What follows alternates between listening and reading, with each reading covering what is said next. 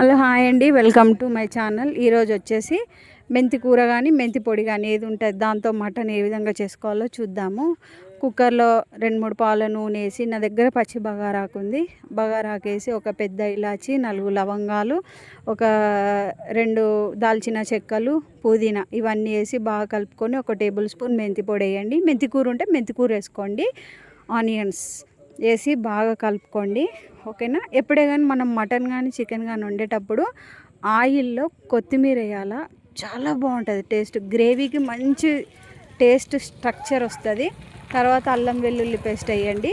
ఇది నేను ఫ్రెష్గా దంచుకున్న, మంచి వాసన వస్తుంది.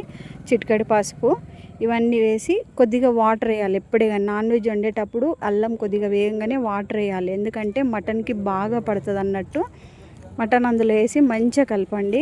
కలిపిన తర్వాత 2 టేబుల్ స్పూన్ల కారం, 2 టేబుల్ స్పూన్ల ఉప్పు వేసి మళ్ళీ ఒకసారి కలుపుకోండి. కలుపుకున్న తర్వాత మనం ఒక 2-3 టమాటాలు కట్ చేసుకొని కుక్కర్ మధ్యలో వేయాలి. ఎప్పుడే కానీ టమాటాలు వేయగానే మొత్తం చికెన్ కానీ మటన్ కానీ ఏదైనా వండినప్పుడు నాన్ వెజ్లో టమాటాలు వేసి ఎప్పుడు కలపొద్దు, ఓకేనా. నేను ఉప్పు కారం వేసినాక ఒక 2 విజిల్లు పెడతా ఎప్పుడే కానీ, ఎందుకంటే అందులో స్టీమ్ అయ్యి మంచిగా ఉడికిపోద్ది. మధ్యలో ఈ టమాటాలు కూర మొత్తం సైడ్కి అనేసి మధ్యలో 2-3 టమాటాలు కట్ చేసుకొని అందులో వేయండి. మళ్ళీ ఒకసారి మూత పెడితే అది మంచిగా థిక్గా మంచిగా మగ్గిపోద్ది, ఓకేనా. ఇలా మగ్గిన తర్వాత మీకు ఎంత గ్రేవీ కావాలో అంత వాటర్ వేసుకొని చూడండి. కూర చూడడానికి ఎంత బాగా అనిపిస్తుంది కదా, వాటర్ వేయకముందే. వాటర్ వేసుకొని ఒక 8 విజిల్స్ పెట్టిన నేను, ఓకే.